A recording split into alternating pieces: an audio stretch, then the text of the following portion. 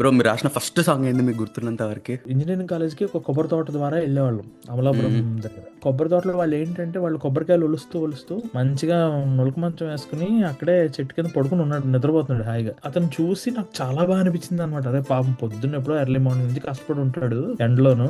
నడుము వాల్చిన అతను నన్ను చూసి "ఏయ్" అన్నాడు ఇలాగ. చీకటి రాకముందే చందమామ కనిపిస్తాడు కదా! సాయంత్రం టైంలో. సో, అవును. అలా చందమామ కనిపించి మంచిగా గాలేసింది మొహం మీద ఒక్కసారి నాకు. అప్పుడు నాకు అనిపించింది ఇప్పుడు చల్లగాలి అందరికి వణుకు పుట్టిస్తుంది కదా! హ్మ్. ఒకవేళ గాలికి వణుకు పుట్టించాలంటే ఏం జరుగుండాలి అని ఒక థాట్ వచ్చింది. వావ్! కరెక్టే కదా!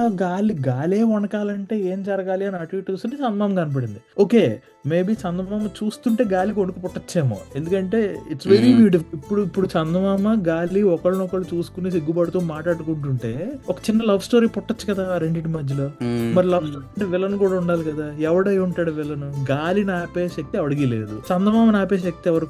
ఓకే. చందమామని ఎవరో ఒకళ్ళు ఆపొచ్చు. ఎవరు ఆపొచ్చు? మబ్బు అడ్డం రావచ్చు. క్లౌడ్స్. కనపడకుండా. సో, వీళ్ళిద్దరూ ఎంజాయ్ చేస్తుంటే మబ్బు కుళ్ళుకుంది. మధ్యలోకొచ్చేసింది. ఇప్పుడు మధ్యలోకి మబ్బు కుళ్ళుకొని వస్తే గాలికి కోపం వస్తుంది. వచ్చి పైకెళ్ళి మబ్బుని గుద్దుకుంటుంది. అప్పుడేమవుతుంది? మబ్బు కరిగిపోతుంది. దారి తొలగిపోతుంది. వర్షం కింద పడుతుంది. జస్ట్ ఒక క్యూట్ ఇంటరాక్షన్ వల్ల ఇంత జరిగి ఆ వర్షం చినుక కిందకొచ్చి ఒక విత్తనం పైకి లేచి ఇంత ప్రకృతి పుట్టిందేమో అని అనిపించింది నాకు. అంతా ఆ రైతు చూస్తే ఎలా ఉంటుంది అని అనిపించి తెలియకుండానే ఒక సాంగ్ పుట్టిందనమాట. సో, గుర్తుందా పాట?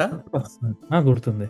చెప్తారా మాకు ప్లీజ్? అంటే సంద్రయ్య సూపు చూసి సల్లగాలి వణికింది, సల్లగాలి వణుకు చూసి సందమామ నవ్వింది, ముద్దు ముచ్చటాడుతుంటే నల్ల మబ్బు కుళ్ళుకుంది, ముచ్చటింక సాలు అంటూ మధ్యకొచ్చి ఉరిమింది, మేనితో చంద్రుడినే మెల్లగా దాసింది, గాలినే గేలిసేసి విర్రవిగి ఉరిమింది, చల్లగాలి ఊరుకుంటుందా